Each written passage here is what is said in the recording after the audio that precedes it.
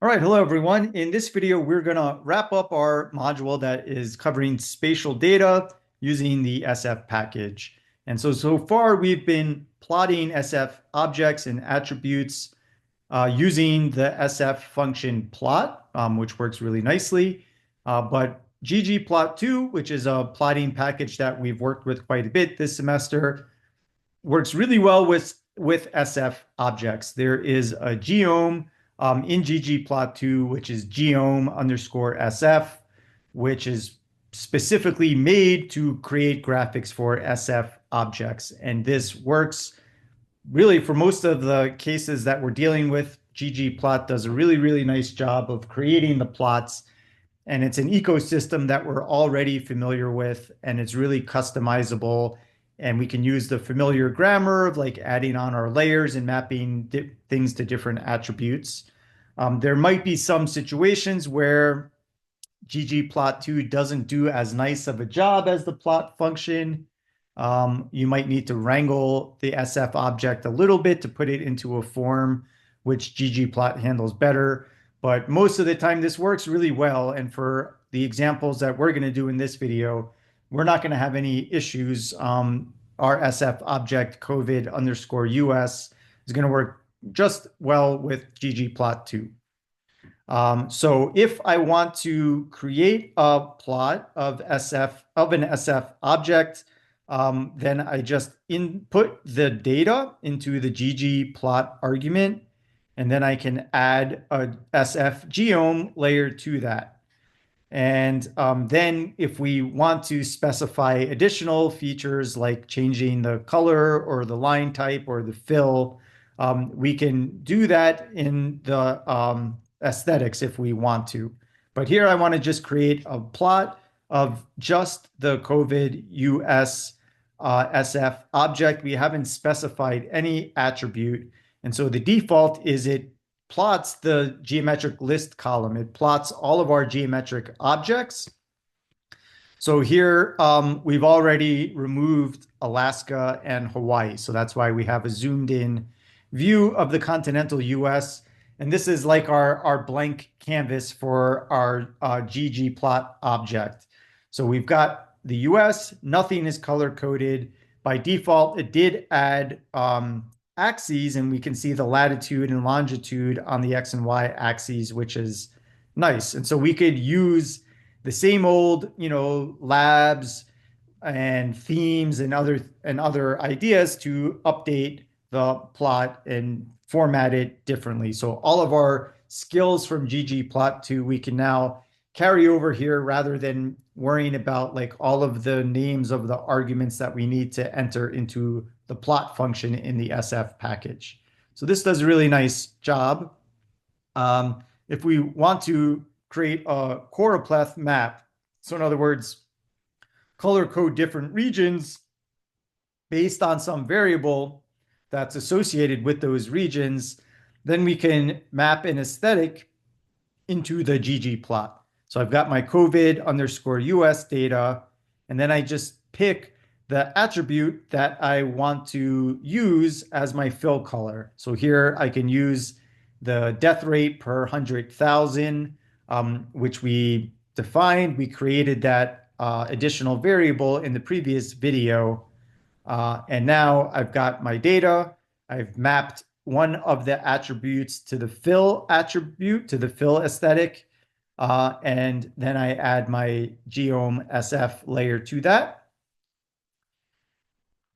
It's thinking, and there's our map. Okay, so it took a little moment to think, so it took a little bit longer than the plot function, but here we've got a pretty nice plot where each of the states are shaded by death rate.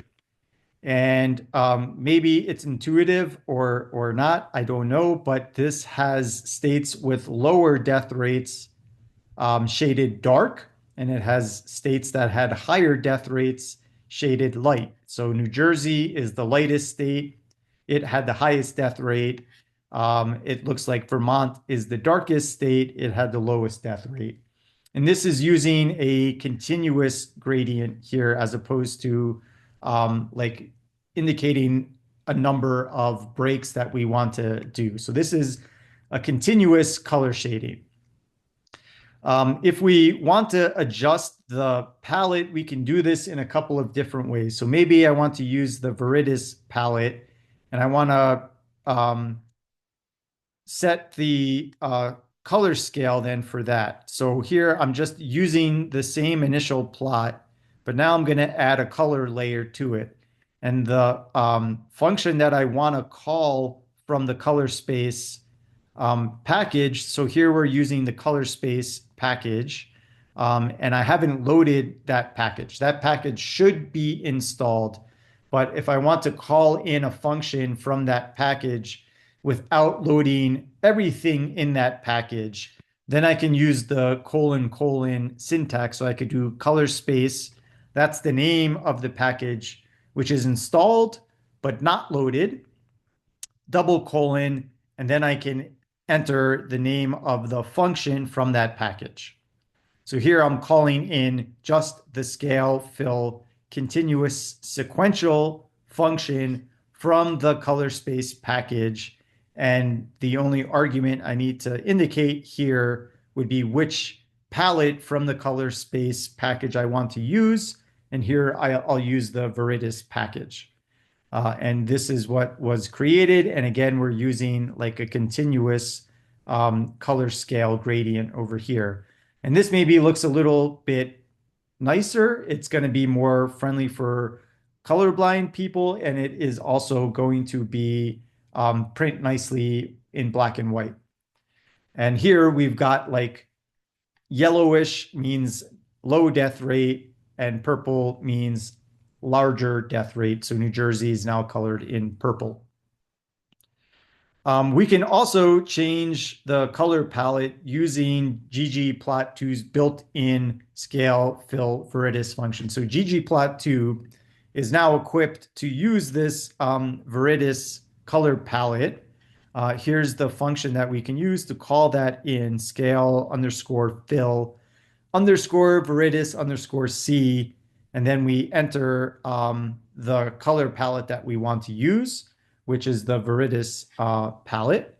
And this creates essentially the same exact plot that we have up there, but this used the inverse shading, right? So this shaded small things with yellow and large things with purple, and that looks better to me personally. My mind thinks about higher values as darker when it comes to something like a death rate, and lower things shaded in things like yellow. This color shaded things in the exact opposite way. So New Jersey is now yellow and Vermont is now deep purple. So we could change the direction of that color shading with a direction argument and setting the direction to -1. So that's going to invert the coloring so that we have yellow for small values and dark purple for large values. And then very lastly, we can change the option inside of, so there's another package which is called the Viridis package. And so if you're using this and it's the first time you're using it, then you'll want to do like install packages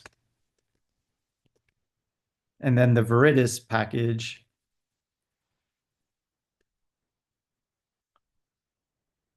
I don't want to restart R right now.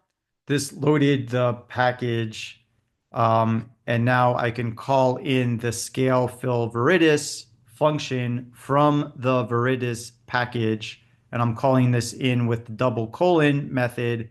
I think I'm able to load this package without restarting R. If I get an error, it's because I needed to restart R, but we'll see.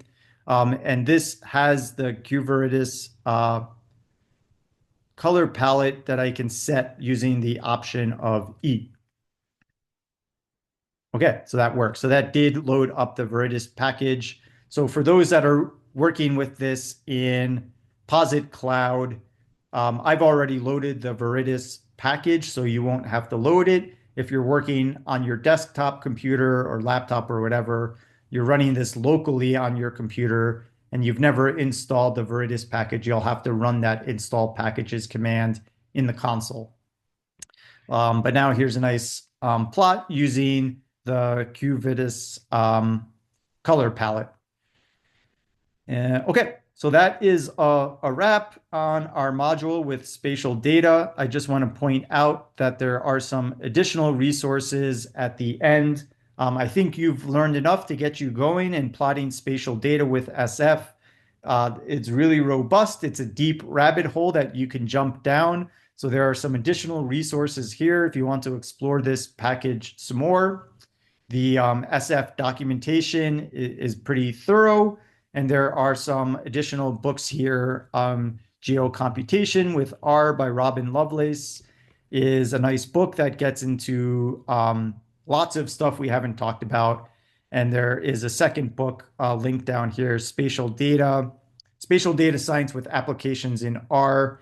And this was written by the developers of the SF package. So they have good insight, obviously, into their own package. So if you want to explore further, I'll leave these resources in this document.